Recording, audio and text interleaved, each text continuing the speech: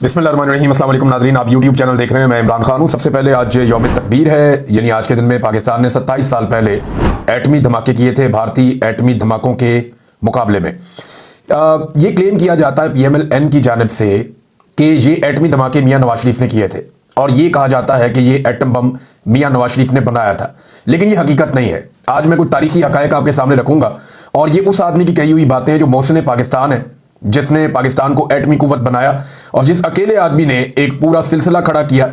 वो एक साइंटिस्ट था, उसने अपने साथ लोगों को मिलाया, इंजीनियर्स को मिलाया, और फिर उसने पाकिस्तान को एटमी कुव्वत बनाया। इसके लिए सरमाया जो है वो पाकिस्तान की एस्टेब्लिशमेंट ने और पाकिस्तान की मुख्तलिफ हुकूमतों ने फराहम किया। यह सिलसिला शुरू हुआ जुल्फिकार भुट्टो के दौर में। 1971 में जब पाकिस्तान को बदतरीन शिकस्त हुई, तो फिर डॉक्टर अब्दुल कदीर खान साहब ने रब्ता किया जुल्फिकार भुट्टो साहब से, और उनसे कहा कि मैं पाकिस्तान को एटमी कुव्वत बना सकता हूं। क्योंकि देखिए, उस वक्त भारत एटमी कुव्वत बन चुका था और पाकिस्तान को एटमी कुव्वत बनना था, तो उन्हें सरमाया फराहम किया गया। जुल्फिकार भुट्टो साहब की जानिब से सहूलियात फराहम की गई, और पाकिस्तान की एस्टेब्लिशमेंट ने और जुल्फिकार भुट्टो ने मिलकर एटमी कुव्वत पाकिस्तान को बनाने का आगाज किया। और इसको लीड कर रहे थे doctor AQ Khan, doctor Abdul Qadeer Khan. Pakistan एक कमजोर मुल्क, गरीब मुल्क, साइंस एंड टेक्नोलॉजी में बहुत पीछे। लोग मजाक उड़ाते रहे कि ये कैसे एटम बम बना सकते हैं, लेकिन बिलाकर डॉक्टर अब्दुल कदीर खान साहब ने 1984 में जनरल ज़िया-उल-हक से रब्ता किया।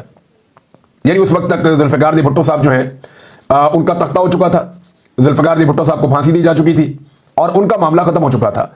और अब मौजूद थे जनरल ज़िया-उल-हक, और वो ये पाकिस्तान को एटमी सलाहियत बनने के हवाले से जो सहूलियात हैं वो फराहम कर रहे थे। तो जनरल ज़िया-उल-हक को रब्ता करके डॉक्टर अब्दुल कदीर खान साहब ने एक खत लिखा, और उस खत में बताया कि पाकिस्तान अब एक एटमी कुव्वत बन चुका है। और ये खत जो है ये तारीख का हिस्सा भी है। उन्होंने बताया कि पाकिस्तान एटमी कुव्वत बन चुका है, और जब आप कहेंगे तो एक हफ्ते के नोटिस पे हम एटमी धमाका या उसका तजर्बा करके पूरी दुनिया को दिखा देंगे कि हम एक एटमी कुव्वत हैं। तो इस पर जनरल ज़िया-उल-हक ने डॉक्टर अब्दुल कदीर खान साहब का माथा चूमा, उनका शुक्रिया अदा किया, और फिर यह भी कहा कि अब हम अपने दुश्मन को बता सकते हैं या मुकाबला कर सकते हैं, अब वो हमारा कुछ नहीं बिगाड़ सकता।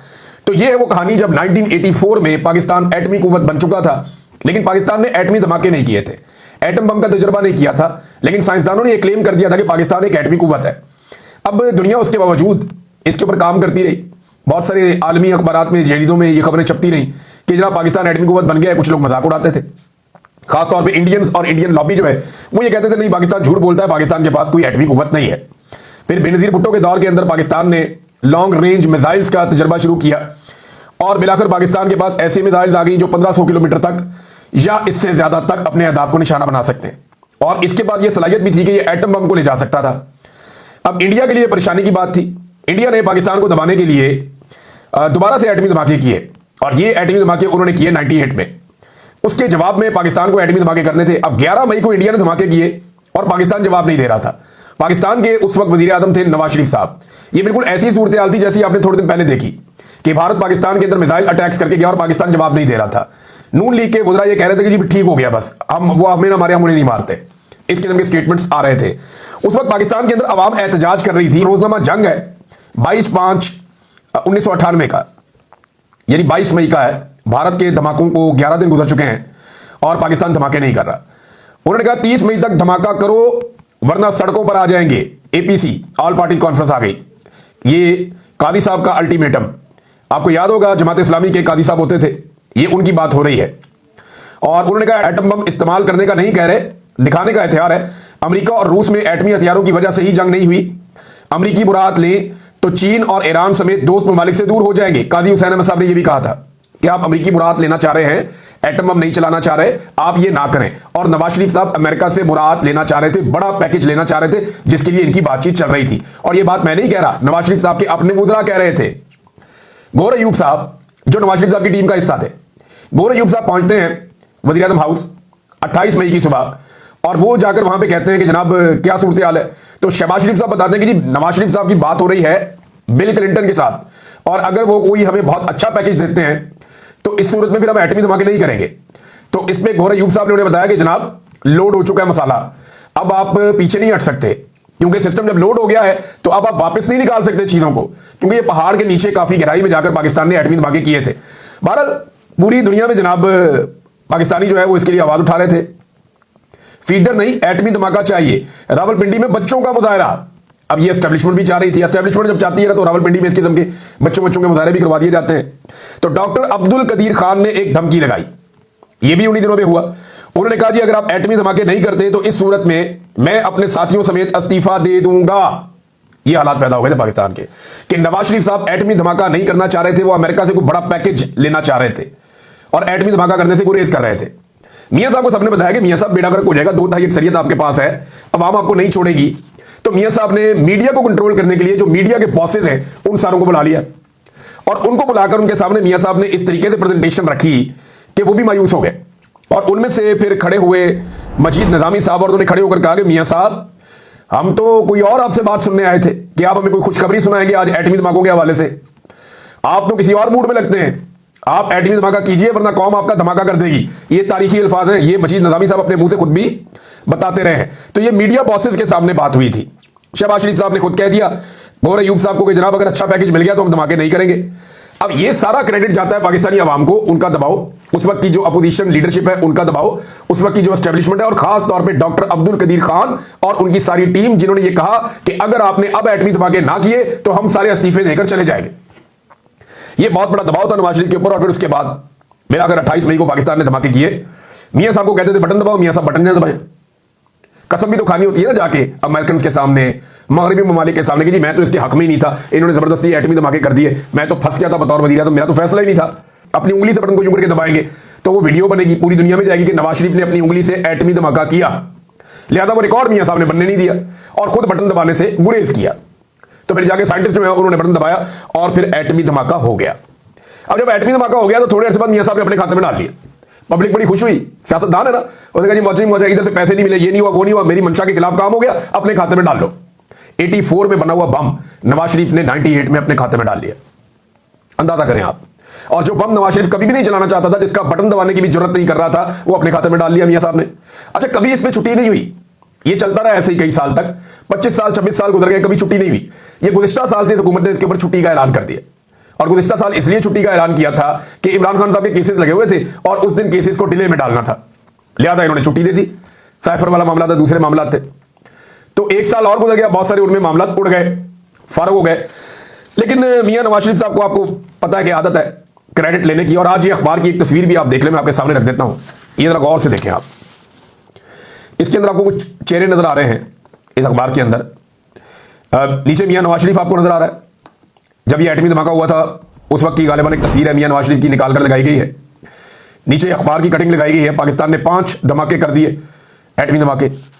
बैकग्राउंड में पीछे करके एक फोटो लगाई गई है जुल्फिकार दी भुट्टो की, और नीचे साथ में कुछ लोगों की तस्वीर लगाई गई है, बस और कुछ भी नहीं, बस यही दिखाया गया। हालांकि इसहाक खान साहब का एक बड़ा रोल था इसमें, और भी बहुत सारे रोल था लोगों का। जुल्फिकार दी भुट्टो साहब की जो फोटो है वो बैकग्राउंड में ऐसे लगाई गई है कि मुबहम सी नजर आ रही है, नवाज शरीफ को जरा हाईलाइट किया गया है। इंटरेस्टिंग बात यह है कि जुल्फिकार दी भुट्टो के अलावा इस पूरी तस्वीर में जितने लोग मौजूद हैं उनमें से कोई भी या किसी का भी एटमी धमाके से किसी किस्म का कोई ताल्लुक नहीं है। नवाज शरीफ वो शख्स जो बटन दबाने से डर रहा था, शहबाज शरीफ वो शख्स जो ये बता रहा था कि हमारी अमेरिका से डील चल रही है, हम बड़ा पैकेज ले लेंगे, और इसके अलावा फील्ड मार्शल आसिम मुनीर, इनका कोई ताल्लुक नहीं एटमी धमाके करने से। जो बाकी 3 मुसल्लह अफवाज के सरबराहान हैं या chairman chief of the joint staff हैं, इनका भी कोई ताल्लुक नहीं है साहिर शमशाद साहब का।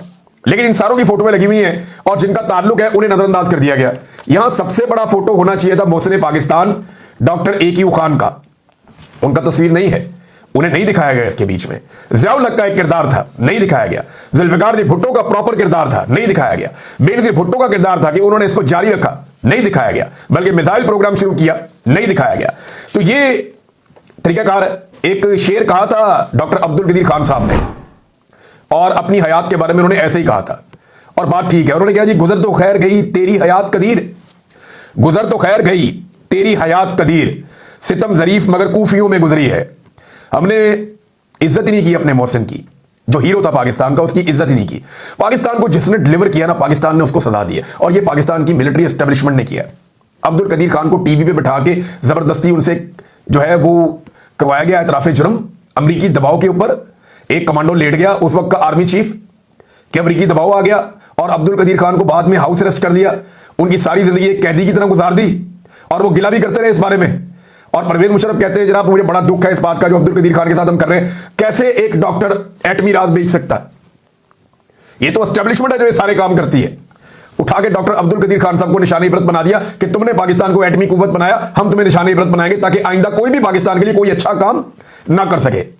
इमरान खान जिसने हमेशा पाकिस्तान को डिलीवर किया, मुश्किल तरीन वक्त में इस मुल्क को संभाला, आज रूल ऑफ लॉ के लिए और आवाम की आजादी के लिए खड़ा है, उसे निशान इबरत पाकिस्तान की मिलिट्री एस्टेब्लिशमेंट बना रही है कि जो आदमी पाकिस्तान के लिए कुर्बानी देगा, अच्छा करेगा, उसको नहीं छोड़ना, और जो पाकिस्तान को बेचेगा उसके साथ ये हाथ मिलाकर खड़े हो जाते हैं। तो इस तस्वीर के अंदर ना डॉक्टर अब्दुल कदीर खान है, ना प्रॉपर तरीके से जुल्फिकार दी भुट्टो है, ना बेनजीर भुट्टो है, ना इसहाक खान साहब है, ना ज़ियाउल हक है। और कौन लोग हैं? ये तमाम वो लोग हैं जिनका इस एटमी धमाके से किसी किस्म का कोई ताल्लुक नहीं है। इमरान खान वो वाहिद आदमी था जब परवेज मुशर्रफ के दौर में डॉक्टर अब्दुल कदीर खान साहब के साथ ज्यादतियां की जा रही थी तो उन्होंने इसकी मजम्मत की। वो डॉक्टर अब्दुल कदीर खान के साथ खड़े हुए और उन्होंने ये कहा कि ये हीरो है पाकिस्तान के, इनकी कदर की जाए, इन्हें कौमी हीरो करार दिया जाए, इनके साथ ज्यादती ना की जाए। तो इमरान खान वाहिद शख्स था जिसने खुलकर डॉक्टर अब्दुल कदीर खान का साथ दिया था। यह है नाज़रीन पाकिस्तान के एटमी धमाकों की कहानी। इसके अंदर और बहुत सारी चीजें हैं, लेकिन आज एक खानदान इस सौदे को बेच रहा है। हर चीज इनके लिए जो है वो सियासत का एक जरिया होती है। ये कभी भी इस कौम के बारे में, इस मुल्क के बारे में नहीं सोचते, हर चीज को अपने एंगल से सोचते हैं। इमरान खान साहब का नाज़रीन एक स्टेटमेंट आया, मुख्तसर स्टेटमेंट है लेकिन इसमें बहुत बड़ा पैगाम है। साबिक वज़ीर आज़म इमरान खान साहब जेल में हैं और उन्होंने बातचीत करते हुए कहा कि जेल कवानीन के तहत मेरी अहलिया बुशरा बेगम से हफ्ते में 30 मिनट की एक मुलाकात तय है, लेकिन वो भी कई रोज से नहीं करवाई जा रही। आज भी शेड्यूल के मुताबिक मुलाकात थी जो नहीं करवाई गई। बुशरा बेगम को 13 माह से सिर्फ मुझे अजियत देने के लिए कैद में रखा हुआ है, हालांकि इन पर कोई जुर्म साबित नहीं हो सका। ये कुछ भी कर लें, मैं इनकी फिरौनियत के सामने ना झुकूंगा और ना ही कोई डील करूंगा। ये है वो बात जहां पे आके बड़ी सख्त तकलीफ होती है पाकिस्तान की मिलिट्री एस्टेब्लिशमेंट को और पाकिस्तान की फौजी क़यादत को कि जनाब ये कैसे हो सकता है कि एक सिविलियन, एक ऐसा शख्स जिसे हम कीड़े मकोड़े समझते हैं, कीड़े मकोड़े हैं 20-25 करोड़, इनमें से एक आदमी उठता है, एक कीड़ा मकोड़ा, और वो खड़ा होकर कहता है कि मैं तुम्हारे सामने नहीं झुकूंगा। वो हमारे सामने कैसे बगावत कर सकता है? वो हमारे सामने कैसे खड़ा हो सकता है? ताकत, बंदूक और डंडा तो हमारे पास है, तो हमारे सामने कैसे खड़ा हो सकता है? ये जो एक रऊनत है ना, ये काबू नहीं आ रही और इमरान खान इसको चैलेंज कर रहा है बार बार। ये है असल प्रॉब्लम। टाउट्स बेचारे कभी इधर की घुमाते हैं, कभी उधर की घुमाते हैं, बेचारे अपनी अपनी कहानियां सुनाते हैं, सौदा बेचते हैं इधर से लाके इधर से लाके। असल बात यह है कि मिलिट्री एस्टेब्लिशमेंट को प्रॉब्लम है कि एक बंदा आकर हमारे सामने खड़ा कैसे हो गया। भाई जब तक हमारे सामने सर नहीं झुकाएगा हम नहीं छोड़ेंगे। वो कहता है मैं नहीं झुकाता, मैं नहीं झुकूंगा, ना ही कोई डील करूंगा। मेरी सलमान अकरम राजा के लिए खुसूसी हिदायत है कि हाई कोर्ट में जेल हुकाम के खिलाफ तौहीन अदालत की दरखास्त दायर की जाए और उसके साथ साथ बुनियादी इंसानी हकूक की खिलाफ वर्जी पर सुप्रीम कोर्ट में भी पटिशन दायर की जाए। आप तमाम लोग तैयार रहे, जल्द मुल्क गिर एहतजाजी तहरीक चलाई जाएगी। ये जनाब इमरान खान साहब का पैगाम है। उन्होंने नेक्स्ट गियर डाला हुआ है, 4x4 इमरान खान साहब ने इस वक्त लगाया हुआ है और वो चढ़ते ही चले आ रहे हैं, पीछे हटने का नाम नहीं ले रहे। जेल के अंदर बैठ के एक आदमी इतना मजबूत कैसे हो सकता है, ये निजाम को भी समझ नहीं आ रही। टाउट्स कह रहे हैं जी फौजी क़यादत इमरान खान से नफरत करती है। फौजी क़यादत कहती है हमारा सियासत में किरदार कोई नहीं है। टाउट्स कह रहे हैं नहीं जी फौजी क़यादत इमरान खान से नफरत करती है। क़यादत कौन है? फील्ड मार्शल आसिम मुनीर साहब हैं और बाकी भी नाम ले लें जनाब, कौन कौन है? क्या डीजी ISI या पाकिस्तान के जो साहिर शमशाद साहब हैं या बाकी लोग हैं, क्या ये सारी फौजी क़यादत इमरान खान से नफरत करती है? क्या आप इस बात का एतराफ कर रहे हैं अपने टाउट के जरिए से कि आप इमरान खान से नफरत करते हैं? तो टाउट तो यही कह रहे हैं कि इमरान खान से नफरत करती है पाकिस्तान की फौजी क़यादत, जबकि फौजी क़यादत कहती है जी हमारा सियासत में किरदार कोई नहीं है। तो पहले आपस में फैसला कर लो कि सच कौन बोल रहा है। टाउट सच बोल रहा है या टाउट के जो आका हैं वो सच बोल रहे हैं कि हमारा सियासत में किरदार कोई नहीं है? आपको तनख्वाह नफरत करने के लिए तो नहीं दी जाती, आपको तनख्वाह दी जाती है हिफाजत करने के लिए। अगर एक सरकारी मुलाजिम ये रवैया रखेगा तो फिर मुल्क आगे नहीं बढ़ेगा, ये बात याद रखिएगा। आपको ये हक ही नहीं है कि आप किसी से नफरत करें, आपने सिर्फ ड्यूटी करनी है और वापस जाना है रिटायर होके। ये अवाम का फैसला है कि वो किससे प्यार करती है और किससे नफरत करती है। आज लोग इमरान खान से प्यार करते हैं और जो कोई भी इमरान खान से नफरत करता है लोग उससे नफरत करते हैं। और अगर ये सिलसिला नहीं रोका तो हम एक सर्वे और करवाएंगे और उस सर्वे के अंदर हम ये पूछेंगे लोगों से कि आप किससे ज्यादा नफरत करते हैं और फिर हम ऑप्शंस दे देंगे, क्योंकि नफरत करने का हक मेरी नजर में सिर्फ अवाम को है। फौजी क़यादत को नफरत करने का हक नहीं है, सियासी क़यादत को नफरत करने का हक नहीं है, जो मुल्क के ऊपर ओहदों पे आके बैठ जाते हैं उनको नफरत करने का हक नहीं है। अवाम के पास ये हक है कि वो किसको प्यार करे और किसको नफरत करे। हमने प्यार का थोड़े दिन पहले करवाया था एक सर्वे, बड़ी तकलीफ हुई लोगों को, बड़ी चीखें निकली हैं। तो अगर इन टाउट्स को पट्टा ना डाला ना तो फिर हम नफरत का सर्वे भी करवाएंगे और पूछेंगे कि आप इनमें से ज्यादा नफरत किससे करते हैं, तो फिर लोग बताएंगे कि किससे नफरत करते हैं। नाज़रीन, प्रेस क्लब इस्लामाबाद के सामने एक एहतजाज किया गया और एहतजाज था फलस्तीनियों के हक में, क्योंकि बड़ा जुल्म हो रहा है, बच्चे शहीद किए जा रहे हैं, जिंदा जलाए जा रहे हैं गाजा में।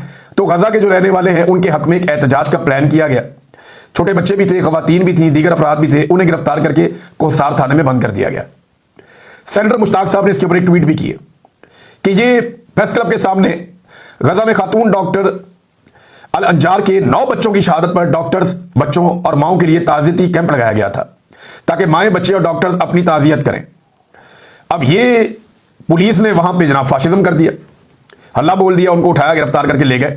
क्या फलस्तीनियों के लिए ताज़ियती कैंप लगाना, ताज़ियत आप करना चाह रहे हैं, एक कैंप आप लगा रहे हैं, अफसोस का इजहार है, वो भी मना है। ये जो विजुअल्स है ना नाज़रीन, मुझे पता नहीं क्यों ऐसा लगता है कि इन मनाजिर को बाकायदा फिल्मा करके देखें। जो गजा के लिए उठता है, जो फलस्तीनियों के हक में उठता है, या जो इसराइल के खिलाफ एहतजाज करता है, देखें हम पाकिस्तान में उनको निशाने इबरत बनाते हैं। ये वीडियोस मेरे ख्याल में ले जाके अपने आकाओं को दिखाई जाती है कि हमसे ज्यादा आपका वफादार कोई नहीं है। ये देखिए, हम फलस्तीन के हक में उठने वालों को मारते हैं, हम इसराइल की जारहियत के खिलाफ एहतजाज करने वालों को मारते हैं, लिहाजा ये देखिए हम कितने अच्छे लोग हैं, ये देखिए हम आपके कितने वफादार हैं।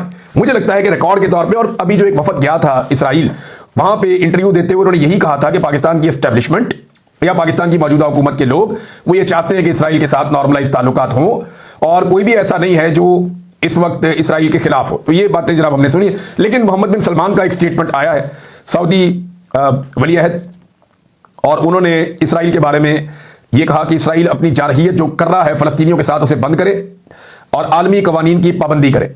मोहम्मद बिन सलमान ने लगातार इसके लिए अब कोशिश शुरू की है, और वो ये कह रहे हैं कि इसराइल जारहियत बंद करे, आलमी कवानीन की वहां पे पाबंदी की जाए, लेकिन हो नहीं रहा ना। ये ज़बानी कलामी होना नहीं है, मुझे जो दिखाई दे रहा है। सारी दुनिया को साथ देना पड़ेगा और इसराइल को बजोरे ताकत या प्रेशर डाल के रोकना पड़ेगा, वरना फलस्तीनियों का कत्लेआम ऐसे ही होता रहेगा। और जैसे डोनाल्ड ट्रंप की पॉलिसी है, या इससे पहले जो बाइडन की पॉलिसी थी इसराइल को लेकर, वो एक ऐसी पॉलिसी है जिसमें इसराइल को मना नहीं किया जाता कि वो फलस्तीनियों के ऊपर अटैक करे। वो ये कहते हैं, जरा वो एक ही बराबर रखते हैं कि यहां पे हमास है तो वहां पे इसराइल है, तो दोनों के टकराव है तो इसके अंदर लोगों का नुकसान होता है। वो इस तरीके से इसको पोर्ट्रे करते हैं। लेकिन जो अरब हुक्मरान हैं उन्हें जोरदार तरीके से आवाज उठानी पड़ेगी। मोहम्मद बिन सलमान ने बात की है तो सबको उनकी आवाज में आवाज मिलानी चाहिए, पूरी दुनिया को इकट्ठे होना चाहिए, खड़े होना चाहिए, और जितनी जल्दी हो फलस्तीन के अंदर कत्ल व गारतगिरी बंद करवानी चाहिए। फलस्तीनियों को उनके जीने का हक वापस मिलना चाहिए। नाज़रीन, एक और मैं आपको विजुअल मैं देख रहा था, ये बड़ा इंटरेस्टिंग विजुअल है, मैं तो सोच रहा हूं कि आपको सुनवा ही दूं थोड़ा सा।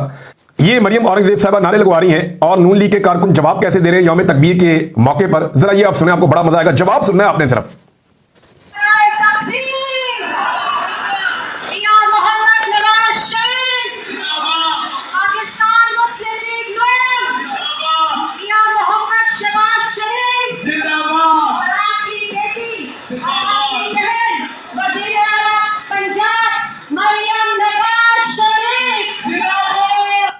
तीन चार बंदे हैं जो जिंदाबाद कह रहे हैं। हाँ, जब यौम तकबीर पे नारे तकबीर बुलंद किया तो बहुत सारे लोगों ने कहा जिंदाबाद, लेकिन नवाज शरीफ, शहबाज शरीफ, मरियम नवाज के नामों के ऊपर वहां पे कारकुन जिंदाबाद भी नहीं कह रहे। भाई वहां पे 150-200 कारकुन था तो कम से कम 150 तो बोलता ना।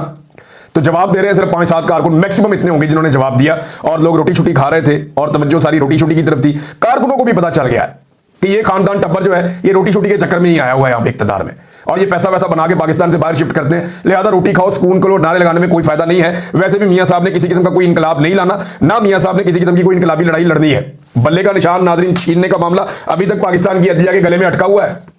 कभी वो पीटीआई को इल्जाम देते हैं, कभी वो इलेक्शन कमीशन को इल्जाम देते हैं, कभी वो किसी और को इल्जाम देते हैं। अदलिया के गले से ये मामला उतर नहीं रहा। इस पर बात करूंगा अगले वीलॉग में। अब तक के लिए इतने, अपना ख्याल रखिएगा, अपने चैनल का भी। अल्लाह हाफ़िज़।